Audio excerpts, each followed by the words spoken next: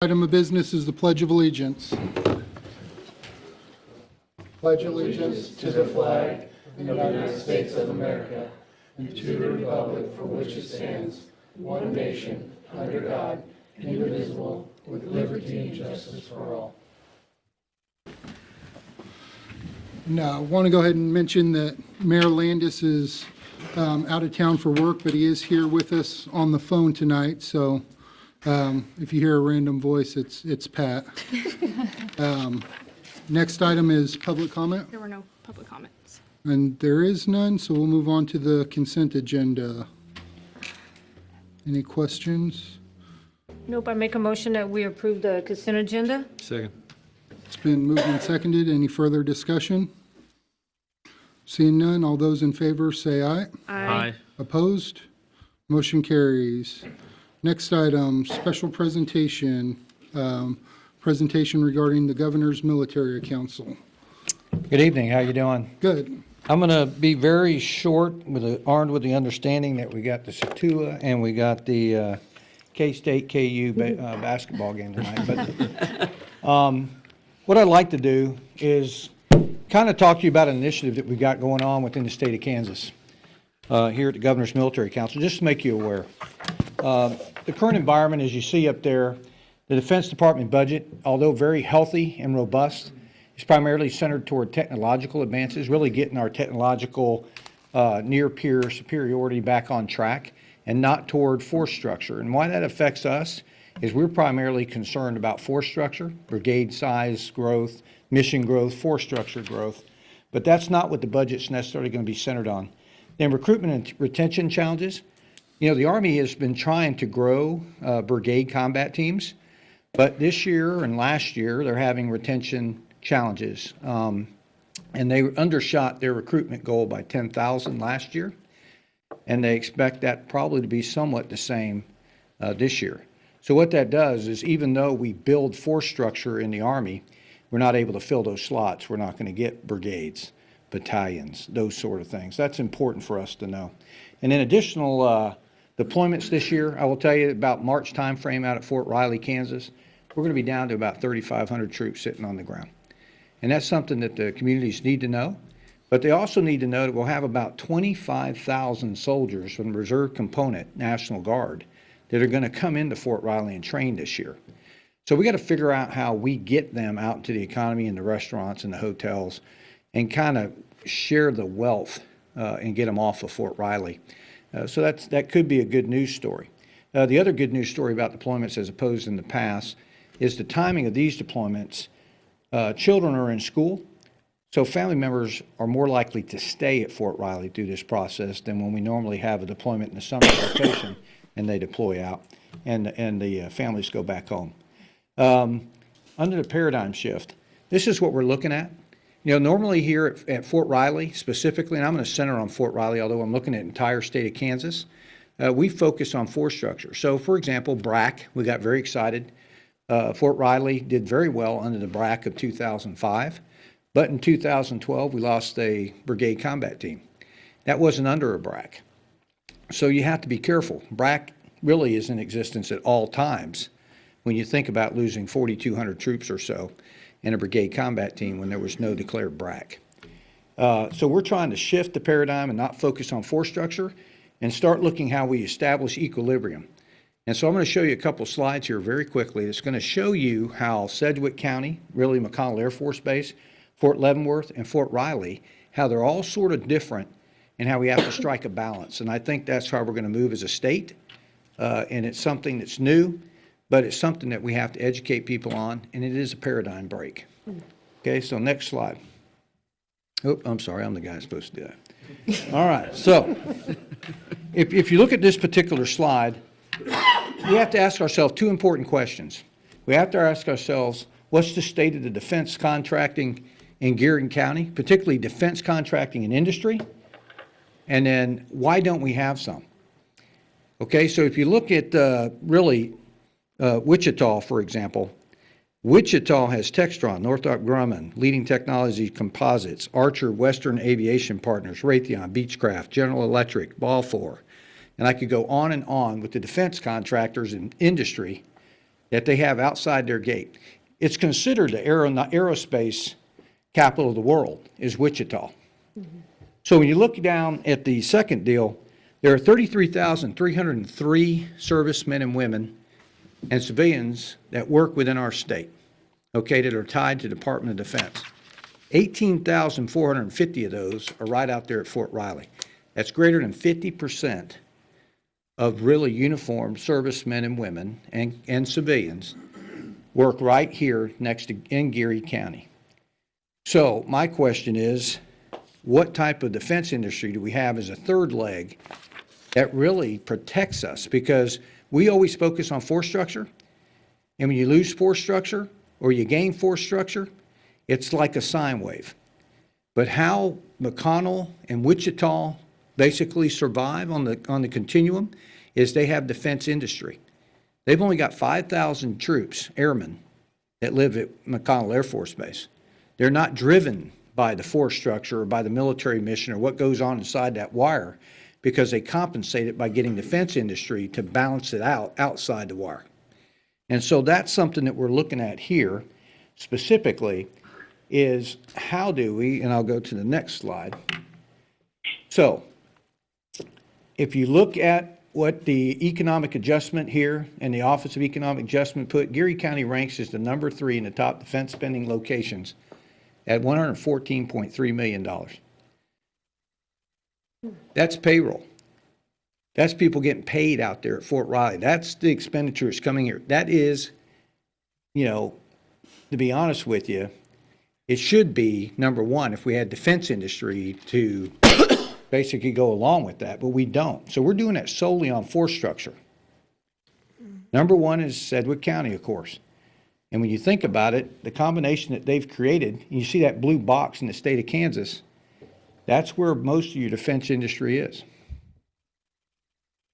Outside of that blue box, as you come up I-35 and then move down to I-70, there's absolutely no defense industry. We really haven't made it a priority, and that's something that the Secretary of Commerce and I have been talking about in the office there. And right now we're working with Salina and General Atomics and K-State Polytechnic to bring in the unmanned aerial vehicles, Predator Q9, MQ9. We're looking to bring in a refit capability and a simulator and bring in General Atomics to build an anchor in Salina.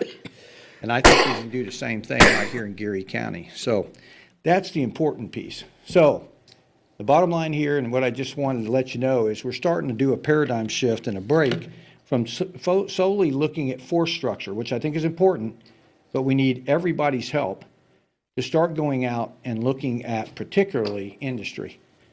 That's critical. So thanks for the opportunity to talk to you. I just, like I said, want to make you aware.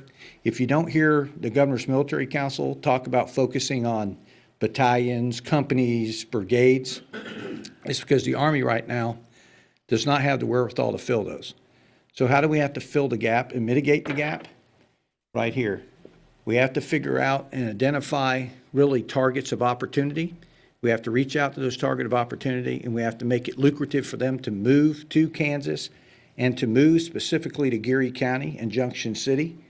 And it's absolutely imperative that we have the entire community support when you do that.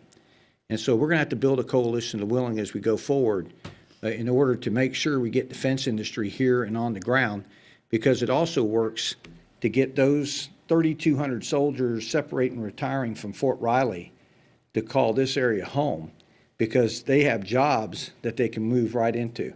Right now, their security clearances and other things, they can get jobs in Wichita and in Kansas City at Honeywell, but they don't have that same type of capability here. So thanks very much for letting me talk to you. I hope that in the future we'll be able to explain and really go through this in detail. But it is going to be a paradigm shift, and I just want to let people know that I'm going to need your help in the future as a part of the council to really work with our military communities to make this a success. And I think it'll be the third foot of the stool. It'll increase really contracting, building, as we bring in federal and defense organizations, and it'll help all the organizations that we have outside the wire to build their businesses as well. So thank you. Jerry, can you answer any questions? Sure, I can. You don't do this on your own, right? Or are you pretty much are council? Well, there is right now 25 members. It's going to be neck down to 13 to 18. The new governor is selecting right now those council members and appointing them. But there are people that are in the communities. The good thing for Geary County is we have 2 civilian aides of Secretary of the Army that reside right here in Junction City. They're both members of the council, and so you really have a voice. You also have your chairman of the Old Troopers, right now, Mr. Scott Stuckey, who's a member, and so they have votes. That's what's really powerful right now. 60 to 75% of my time is spent on Fort Riley, Kansas, because 45% of the GDP of the Central Flint Hills region comes from Department of Defense related. Geary County, that percentage is even more. So to put that in contrast, a lot of people think K-State University and the Wildcats provide the most economic boost to the region. That's not true. They're 17 to 21%. Fort Riley provides 45%. So I hope that answers your Thank you, question. sir. General, you're saying too, though, that the military has slots for more soldiers, they just can't recruit them right now? Can't fill them right now. That's the problem. The Chief Staff of the Army has gone on. They're working an initiative now to try to correct that. Frank Muth, who was once Assistant Division Commander at Fort Riley, he's heading that initiative for the chief. But that's a big problem we have. In a great economy, recruiting is always tough. So this is something that's compounded. They've increased the numbers. They've increased bonuses that they'll pay out to individuals to want to join the force, and we're hoping that'll correct the downward trend. What's the current size and what are they wanting to do? What are they? Well, as you remember, sequestration, they went from, of course, 540 down to, they were transitioning through about 475,000. They've reversed sequestration, and now they're up to about 487, working to 490. And they want to grow an additional 28,000. They've been allocated that in the budget, but they just can't recruit the formation to fill the ranks. Thank you. So thank you very much. I you, sir. appreciate it. Y'all have a great evening. Thank you. Thank you. Next item, we have a couple of proclamations.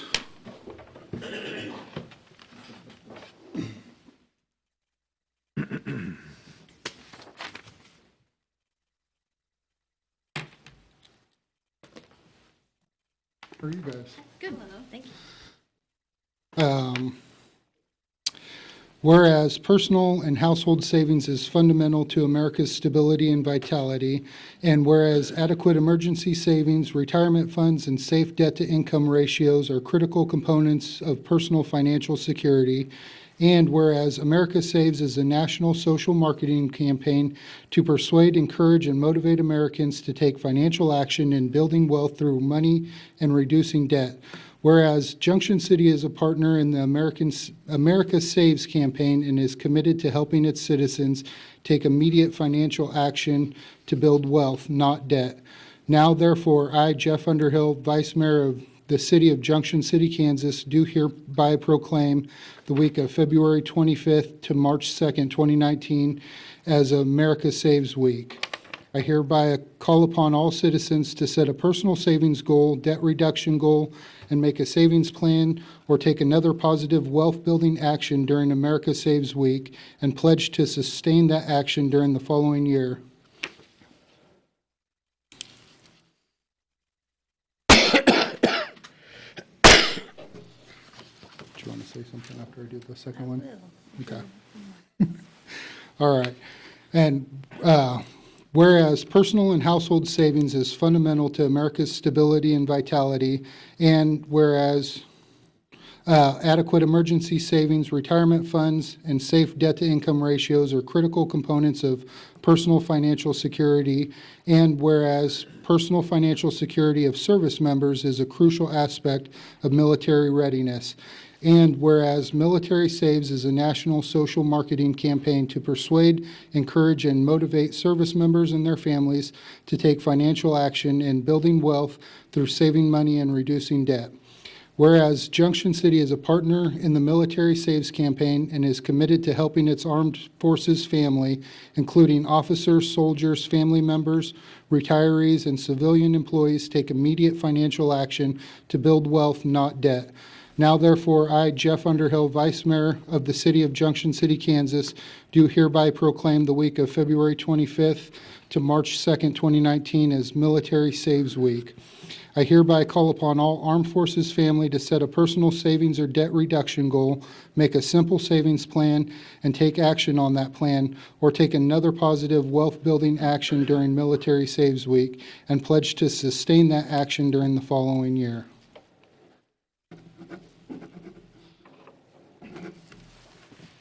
Got two of them. Would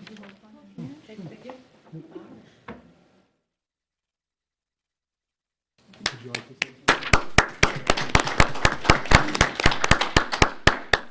Thank you for having us here today. I know a lot of you probably know about Junction City branch of the Armed Forces Bank, which is who I work for. My name is Megan, by the way.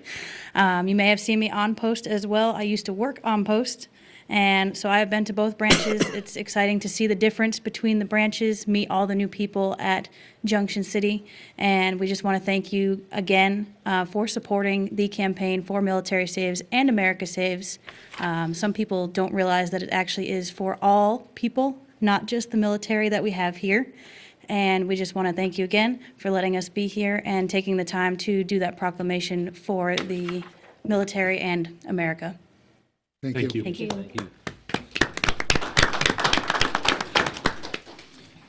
All right, next item we have is appointments. The appointment of myself to the Flint Hills Area Transportation Agency Board. They've changed their bylaws, Vice Mayor and Commissioners, they've changed the bylaws, where now they want a member of the Manhattan City Council, Junction City City Council, in both Geary and Raleigh counties, a member of the group, and Jeff has worked with the MPO, so a good tie right there, so, and we can name an alternate if we want to as well. I was told that they prefer that if we name an alternate Okay. as well. So, I'll be the alternate if you want me to. okay, Okay. we'll need a motion and a second then to approve that. I make a motion that Commissioner Brown be named the alternate to the Flint Hills Area Transportation Agency Board. And Jeff has And the, And Jeff as the Vice Mayor Jeff Underhill as the primary. I'll second it. We have a motion and a second. Any further discussion? All those in favor say aye. Aye. Opposed? Aye. Opposed, same sign. Motion carries. Sorry, I forget to say aye as well when I'm trying to read and not mess up. All right, new business, consideration of the award of bid to Middle Creek Corporation of Peabody, Kansas for the Spring Valley Road and Old Highway 40 waterline improvements in the amount of $587,056. Mr. Ibarra? Vice Mayor, Commissioners, we're looking for the consideration and approval for the award of bid. Currently, the industrial park, the area south of I-70 along Old Highway 40 only has one water main that supplies water to several businesses within that area. And we just determined that we probably need some kind of water loop for the system because if we do have a water main break there, we will not have any water to those businesses that need that water. Call Valley Engineering developed the preliminary plans, construction estimates, and material quantities, and they advertised the bids to the Daily Union direct solicitation, and we held a formal bid opening on January 15th, and we have received 4 qualified bids for the project. The 4 bidders were Middle Creek Corporation of Peabody, Kansas, with a bid of $587,056. Emerson Construction out of Topeka, Kansas for $608,063. Nowak Construction out of Goddard, Kansas for $636,408. And J&K Construction out of Junction City, Kansas for $814,550. Call Valley's engineering estimate was $463,600. And Middle Creek's bid was the low bid at $587,056. and the low bid was $123,456 above the engineering's cost. Some of those issues that caused those problems was fluctuation in the PVC piping cost, general inflation cost, due to the way we have to construct this pipeline. The bedding material is a little bit higher when you use PVC pipe versus ductile pipe. Given this, the staff recommends that we award the bid to Middle Creek Corporation out of Peabody for the amount of $587,056 for the Spring Valley Road and Old Highway 40 water line improvements. And I'd be happy to answer any questions you may have. Where do these funds come from? These will come out of our out of our capital funds and water. Part of when the rate increase was started, the whole plan 4 years ago with the Ralph Tell study, they also plugged in their study for rate increases to do capital improvements as well. And so the money is available for these things. The water line we did across Helen Park was paid for the same way. That was 300 and some odd thousand, if I remember right. So we have the funds available to start doing some capital improvements, as well as the phase 1, which we're about done, and moving to phase 2/3 if we go that far. Ray, can you provide some of the background on that whole area down there, and, just the one line and? We've got one 14-inch water line that feeds that section of the area, and you have several businesses down there. You have the Foot Locker. For fire protection, Foot Locker has a 500,000-gallon tank to help supplement the water we have. If the water main should break down, they have a fire, all they've got is 500,000 gallons to fight that fire. UPU industry uses water on a constant basis to make the netting for the hay that they produce. And then you've got the Southwest Treatment Plant. They can't run without 4 or 5 hours without that system being down. So we have to supply some type of water, and this loop from Spring Valley Road will tie that with the 77 loop, and then we'll have a loop in there that will constant feed with water all the time. And also, this will also help the water quality that we have right now. We have some issues with THMs, and Veolia is flushing water down there at the fire station too. If you notice, there's a hydrant there. It's got a flush box on it. So they try to combat the THMs that way. But being able to loop that water should be able to move that water around and be able to improve the quality of the water we have there. Okay, thank you. And this isn't something that we've just thought about the last year. This has been in the plans 20 years. Mm-hmm.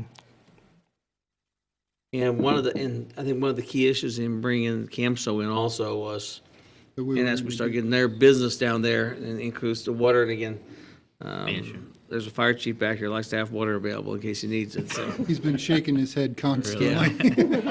And we have to, I think we're now to the position now where we can start addressing other infrastructure needs in our community on both water and sewer. That was part of the whole rate increase too, because, small, water lines that don't loop. Old water lines get older every year, so it's just part of the whole process. Any other questions? Make a motion to approve the awarded bid to Middle Creek Corporation of Peabody, Kansas for the Spring Valley Road and Old Highway 40 water line improvements in the amount of $587,056. I'll second it. Been moved and seconded. Any further discussion? All those in favor respond by saying aye. Aye. Hey, I'll put you on speaker in a second. All those opposed, same sign. Motion carries. Next item, consideration of award to bid. Thank you, Oh, Vice sorry. Mayor. Thanks, Ray. Consideration of award to bid to Creative Floors Coating and Design of Enid, Oklahoma to refinish the municipal building gym floors in the amount of $12,850. I'm going to hand, I was going to say we have Ed Lazier. yeah, it's on there. Okay. Ed, do you want me to cover this on the floor, or you want to take care of it? Can Ed hear me? Ed, are you there? Okay, yes, I'm here. Do you want to take care of this, or do you want Alan to read through this? You can just do questions. Either way, I'm fine with it. It's pretty simple. Last year in the budget, we requested to resurface the gym floors at the municipal building. We did our normal bid process, received 2 bids, and the amounts on the bid tab. Langford Floors is the company that did our community center about a year and a half ago. Did a great job.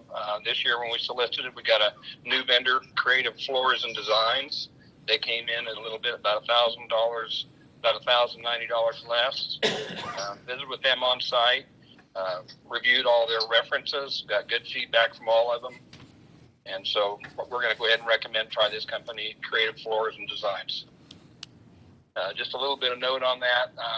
What it looks like is they would be able to start potentially the week of, once we award the bid, start on the week of February 18th, which would be a holiday for us, or the 25th for sure.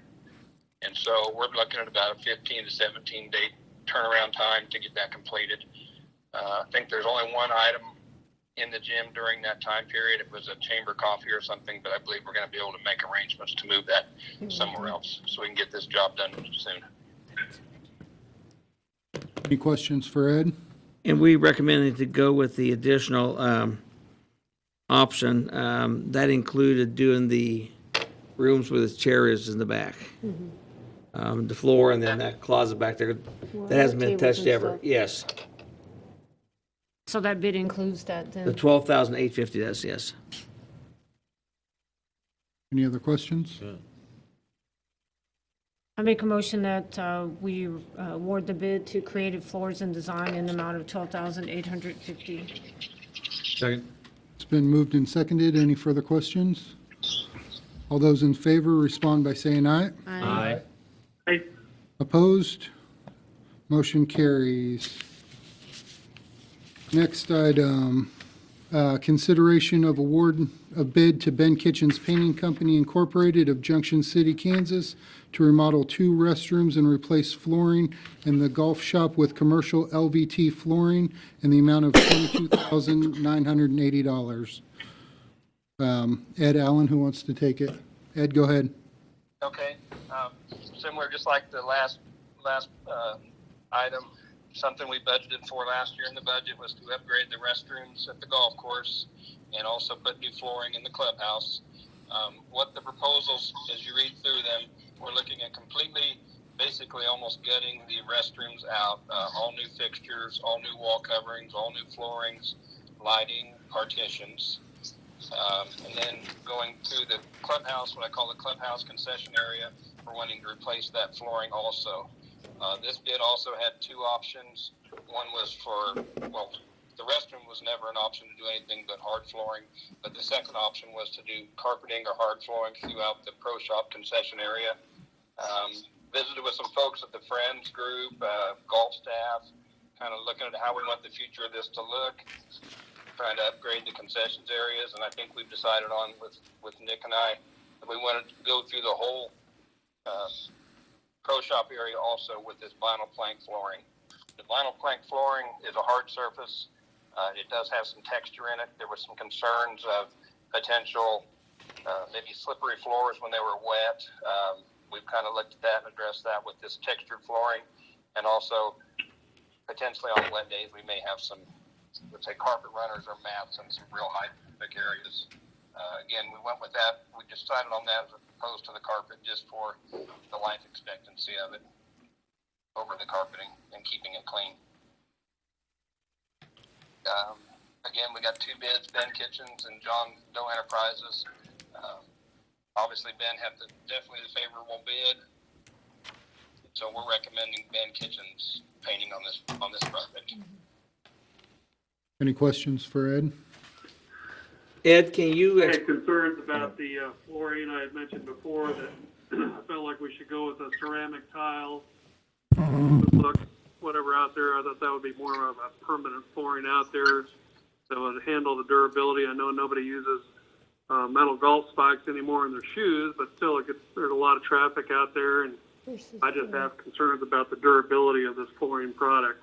I know it's commercial grade and it's 8 millimeters. I mean, that's pretty thick, but I'm just not real familiar with it. I know tile just lasts forever, so I'd rather pay one price and not have to do it again, but apparently that was not the direction they went. Sure. We kind of started this in the budget process last year. We kind of did some research and looked at several different flooring tiles, and we kind of visited some locations. I know Fort Riley, one of the contractors, uses it extensively on Fort Riley, and he says the high traffic areas is just holding up real well. It's been very durable. Chapman Golf Course has it in one of their rooms. They're very pleased with it. Actually, the bid we have is for an 8mm flooring, but I think we're going to consider. We wanted to bid this amount, but we may consider an addition of, since we've done this bid, we've found another flooring that's like a 20mm flooring. It would potentially be a $1,200 to a $1,500 upgrade over what we've got bid now, and I think that might be the route we're wanting to go. If that answers the question you had for me. Well, I'm fine with it. I mean, I'm not obvious an expert on all that stuff. I just my experience with that. If there's a better product, and that's fine. I mean, if you guys have done the research and everything, and there's other people that have used the product and are very happy with it, then I'm fine with that. Okay, thank you. Yeah, that seemed to be what it was. Like I mentioned, Alan, there had been some concern of our thoughts of maybe it being slippery too when it got wet, but this texture, as opposed to like a real true ceramic hard tile, would last for us and also give us some grip. Yeah, I just had some concerns about cleaning chemicals in the bathrooms, splashing on there and whatnot, how it would hold up. But I guess if it does fail and it's okay everywhere else in the pro shop, you could just do tile in the bathrooms later on, I guess. So potentially, sure. I have no further questions. Anybody else, anything for Ed? I would recommend to approve the bid, the low bid, and allow up to not to exceed $3,000 for improvement in flooring as Mr. Lazier sees fit. What's the will of the commission? Make a motion to recommend the approval of award of bid to Ben Kinch's Painting Company in the amount of $22,900 with the addition of up Not to to exceed. $3,000 in additional flooring at the Discretion of the- discretion of Mr. Lazier. I'll second it. Been moved and seconded. Any further comments? All those in favor respond by saying aye. Aye. Aye. Opposed, same sign. Motion carries. All right, thank you, Ed. Thank you, guys. Thanks, Ed. All right, next item is commissioner comments. So we'll start with Commissioner Brown. Alan, do we know how we're doing on the ball field out there? Have we heard anything about that? We just hung up with the guy. I know, I just kind of wondered if you heard anything. They got behind. I mean, they at their discretion, they quit working right for Christmas because they wanted it off then. And I know they've been complaining about getting back with the weather, but I know Ed's been pushing and working for them, and nobody else was sure we can do, No, I don't have anything else, Mayor. Commissioner Albritton. Just like to say thanks, General Wiggins, retired, for coming out. That was an excellent presentation. Enjoyed that info. It was very informative of what we need to do to take the steps forward and trying to help out all our military members and grow in our community. Just kind of roll back in time, especially with Mayor being on the phone here. Exactly a year ago, I was the one on the phone clearing Al-Udeid Air Base on deployment. Just got elected and was through the phone. Everybody put up with me and my delayed comments and everything, so I appreciate that now. And now I don't feel so bad since now Mayor's on the phone now. So I don't feel so bad. But we're looking forward to his return. Other than that, we'll have an animal shelter meeting this next week. Next Wednesday coming up, our January meeting was canceled, so we'll have a report here later on. So that's all I have. Commissioner Fitzgerald. Thank you.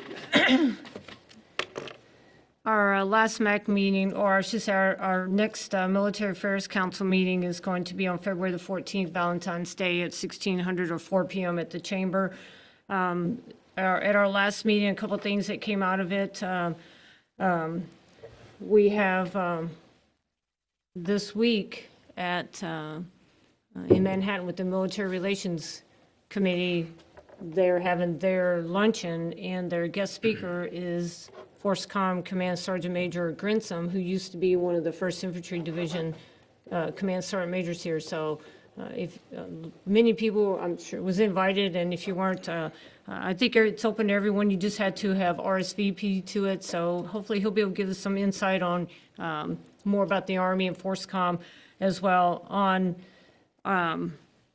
February the 28th is our next military affairs breakfast, and that's going to be at the Marriott, and we will be getting a Fort Riley update will be the topic. So one of the senior leadership from Fort Riley will be the guest speaker at that breakfast. A couple of things we have coming up in the future, though, that's important to our community is in the military affairs area. April the 27th, the combat officers of the 1st Infantry Division will be having their annual officer dinner here in Junction City, Gary County, at the Gary County Convention Center Marriott. It's very important because they switched from having that in Washington, D.C. back here to Junction City, Gary County, because Fort Riley is here, and that's where the 1st Division is at. So they've made that move. So we're expecting to have over 500 people or former soldiers, active duty soldiers, or combat veterans, and their guests here at the Marriott on April the 27th. So they'll be here days before, so the opportunity exists that they'll be out in our communities and engaging in our communities. On May the 19th, I just want to go ahead and start sharing this. The annual Run for the Wall will be doing its annual stop here in Junction City. This is we've been told more than once by the riders that come here that this is their favorite, best stop, because Junction City lays the red carpet out for them whenever they come here. So again, that's probably 400 or 500 or more motorcycles that stop here in Junction City. So that'll be at Heritage Park. Tomorrow, and at the Gary County Historical Society Museum, they have a program about the Buffalo Soldier. So that's running from 10 to 4. So it's an opportunity to go and learn some more about the Buffalo Soldiers. Just like to also say congratulations to the next Flint Hills Regional Leadership class that's graduating on Friday. There's 30 members in that class. 8 of them are from Junction City and Gary County. So if you're interested in learning more about that at some point down the road, they do have a website. They'll start their application process in May, and our city attorney, Brenton Stites, will be also graduating on Friday. So it's a good program to learn more about your peers and the different communities and what's going on. So opportunity is there for you. And the last thing I'd just like to speak a little bit about is the beautification and cleanup of Junction City and Gary County, which I feel like it's going very well. I've been working on that for many years now.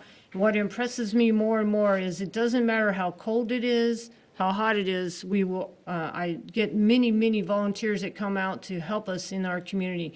They're not only from Junction City, but they're from Fort Riley, they're from Manhattan, and the overall senses of everybody is we all care about our communities, and I'm just grateful for all of them that come.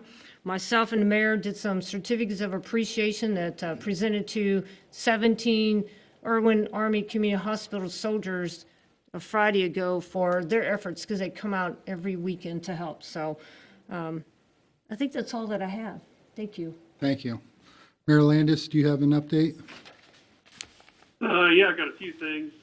I think even though the agenda was small tonight, it was mighty.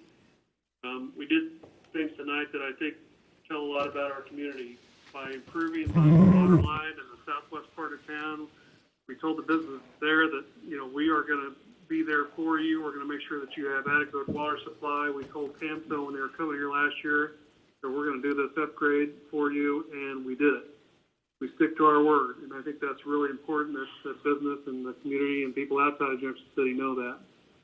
It's nice now, after my 8+ years on the commission, to see us finally have a couple extra dollars in our pocket to start fixing some things around town, to give back to the citizens here, fixing up some things at the golf course, fixing the municipal gym that's been kind of an eyesore for a long time. I think it's really nice to see, and then getting the Rayford Field fixed up as well. I think these are all great things of returning taxpayer dollars back to the citizens of our community. I think that's really important. I'd like to thank the Vice Mayor tonight for running the meeting, doing a nice job, and keeping things moving. And that's kind of part of what you sign on to. You don't start work next year. You're going to start work a little sooner, at least if I'm around. So I want to thank Jeff for doing a good job. I have library board meeting next Monday night, and then also EDC meeting next week as well. And that's all I have. Thank you very much. All right, thanks, Pat.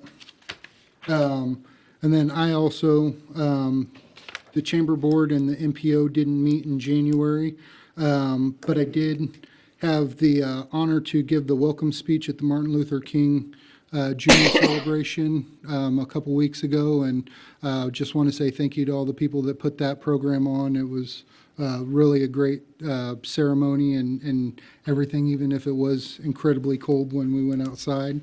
The Chamber is unrolling their new leadership program, and they've started and opened registrations for that as well. And then the Young Professionals of Junction City are hosting the State YP Summit in May here in Junction City. Planning and preparation is underway for that. We've got the speaker lineup all set up, and now we're working on sponsorships and some of the other program things. So if somebody approaches you about that, don't be surprised. And that's all I have. Mr. Dinkle. Thank you. As you all know, we did give $425,000 community development block grant for Spring Valley Road. And that's just a portion of it. I mean, this is a big project as we try to go from where the good stuff ends right north of Ash Street as we move south. Lindsay and Tammy will go to a grant meeting in 2 weeks. We'll start moving forward on that. I do have to answer, we did have a person live west of town that had sent a complaint about our project last fall to the Kansas Department of Commerce, and I have to answer that. So a lot of it wasn't real factual. Huh? They complained about a park? No, they complained about street project. Oh. And so we'll be addressing that. But, I think we need to look for projects for the next couple of years. Two things help us get the grant. Well, one, we have need, but three things. One is we have budgeted money for streets over the last couple of years, as most of you know, and going back to Mayor Landa's, when we first got, we moved to spending more money on streets about 2015 and have continued to increase that every year. So that helps in grant points and shows that we're trying to do all we can. Number two, believe it or not, our debt load, as much as I hate it and want to get it paid down, does help us get grant points, and every point is important there. Number three, our survey that was done by the Playground Group a year and a half ago is Rockstar Survey.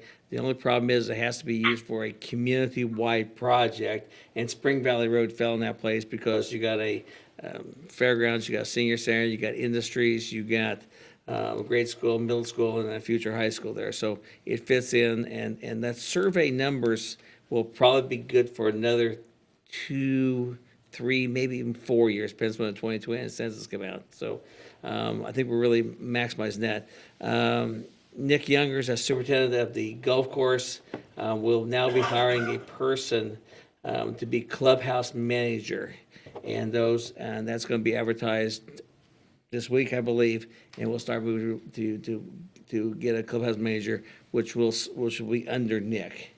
And so we'll work that way for a while. Getting ready to bid street projects here shortly for this year. A lot of good things happening there. And we have a birthday boy in the crowd today. Chief Johnson has birthday today. Man, happy You're welcome, birthday. sir. That's all I have. All right, Mr. Stites.